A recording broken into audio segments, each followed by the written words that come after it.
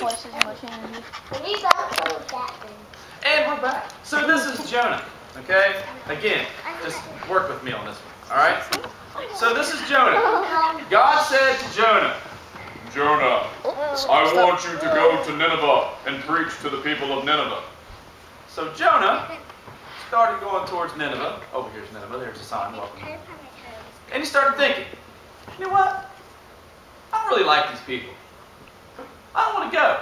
See, that's the thing. Sometimes you read the story and you think, well, maybe Jonah was afraid to go. He was afraid of Nineveh, or he was afraid to go preach. That wasn't the case. He just didn't like them. And he was afraid that if he went and preached there, they'd actually get saved. That's the truth. That's what Jonah's thinking was. I don't want to go preach to the Ninevites because they might actually get saved. What an attitude for a preacher, right? It's kind of like me in Murphytown. No, just kidding. I'm totally kidding. That is a total joke. You guys know that. Okay, so, again. Jonah, and again, it wasn't necessarily a pirate ship, but just go with me on this. So Jonah says, you know what? Said, I'm not going to go to Nineveh. In fact, I'm going to get on a boat and go to the ocean and go as far away from Nineveh as I can get. So God told him to go to Nineveh. Jonah went in the opposite direction. Was that very smart? No. Not at all. Jonah gets on the boat. There's other people on the boat. They get out in the ocean, and then danger! Danger! Big storm came up. Okay? There was wind. Rain. It was wind and rain. It was a terrible storm. Lightning. And the thunder. Lightning. And the thunder. But anyway, you get it. So there's a big storm. And all the people on the boat were saying, what is wrong? It's like the sea is angry with us. And so finally Jonah said, he confessed, guys, I know what's wrong. I am totally out of the will of my God, and He is angry with me. So if you throw me over the side of the boat, you'll live and be saved, and the sea will calm down. And they were like, are you sure? See ya. Pew! And threw him off the boat. Okay? As soon as they threw him off, oh, wait. As soon as they made him walk the plank and threw him off, all right, he's into the ocean, and everything's calm, and they kind of float on away about their business. Calms down. So now, here's Jonah just floating along in the ocean. Floating along. But God prepared a great fish, the Bible says. Now, we think it's Jonah and the whale because that's the big fish to us. Don't really know if it was an actual whale because real whales only eat things like apple size. They just kind of like to have a vacuum cleaner and they just suck in a bunch of little fish. Could have been a whale. God can make a whale's mouth big as he wanted. Don't know. But anyway, this is our great fish. So anyone ever seen the movie Jaws? Good. So God created a big fish who swam up and saw Jonah. Whoa! Could have used some butter. Nothing worse than a salty preacher. So, Jonah swallowed Jonah whole. Now Jonah is in the belly of the great fish. And the fish is just swimming around the ocean minding his business. Jonah! Jonah! Where am I? Jonah! Where am I? It smells like fish! I don't really want to tell him right now where he is. So he spent 3 nights in the belly of the whale, of the great fish. And guess what he's doing while he's in the belly of the fish? What would you be doing if you knew you were in trouble with God? Praying. He's praying. Oh God, please forgive me. I'm so sorry. If you get me out of here, I'll do what you've asked me to do. So after the 3rd day, the fish is just swimming along through the ocean. Wait a minute. Nemo? Nemo? Is your name Nemo? Uh-huh. Wait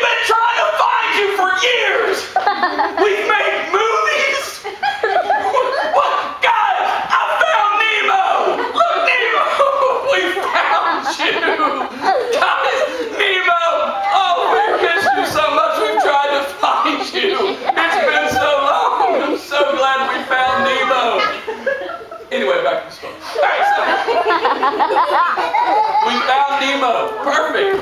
So it's the third day after the great fish has swallowed Jonah whole. Jonah's been in the belly praying. And all of a sudden, the great fish, not feeling so good. A little bit of indigestion. He's kind of looking around. Got a tummy ache. Just doesn't feel great. Starting to kind of break out in a beady sweat. That's hard to do underwater, but he's making it happen. He's got a beady sweat. Kind of feeling bloated and unattractive. You know? Just kind of swimming around. And so it starts swimming towards the shore under the direction of God. And the next thing you know,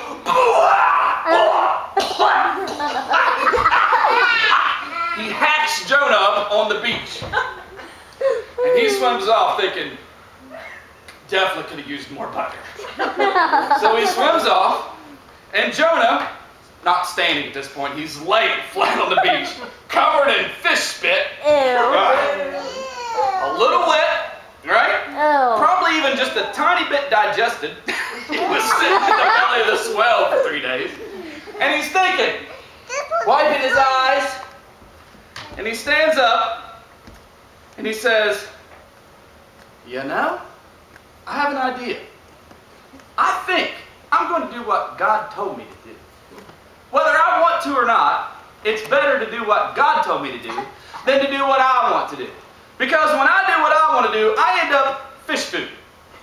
So I think I'm going to go to Nineveh. So he waited for a good rain shower to come along, found a bar of soap out there, cleaned off all the fish spit and the extra puke and chunks that was on him, cleaned all that off, dried off, and then he went on into Nineveh. Welcome to Nineveh, fishy community. Oh, geez, not that again. So he goes to Nineveh, and he preaches the gospel to the Ninevites, and thousands were saved, just as he knew would happen. That's why he didn't want to go in the first place. So when he followed what God told him to do, people were saved. When he went the opposite way, he got into a lot of trouble. Now, what is the moral of the story then? Zebra. Not zebra, but close. Whale. No, what would be the moral of the story? What should we do? When God tells us to do something, what should we do? Listen. We should be, listen, be like Nike. Just do it. Right? If God tells us to do something, just do it. Just go and do it. Because if we do what the opposite of what God tells us, we're going to end up fish food in some way. Okay? All right? So that, yes. How did you survive without food in a whale? Well, it was 3 days, and there was food in there. Think about it. Okay, so he kind of had, that's a new word, that's a new meaning to the word seconds. But he could have some seconds if he wanted to. Be a little chewed up, you know, like porridge or something. Yeah. Okay, so tonight, now the thing is this. This story actually happened. This is a real story that actually happened. And Jonah learned a valuable lesson that we all want to learn tonight. When God tells us to do something, we should what? Do it. Do it! Yeah! Good job, Kaden. What? Not do it at the beach. Do it. Do it. Just watch out at the beach. Okay, good. All right, that's my story tonight. It's about snack time. Luke, I don't want to hear from you because you're going to say Why is there a machine gun on the end of the boat? because it's your toy and you generally have machine guns on everything you want. Oh, Okay. yeah.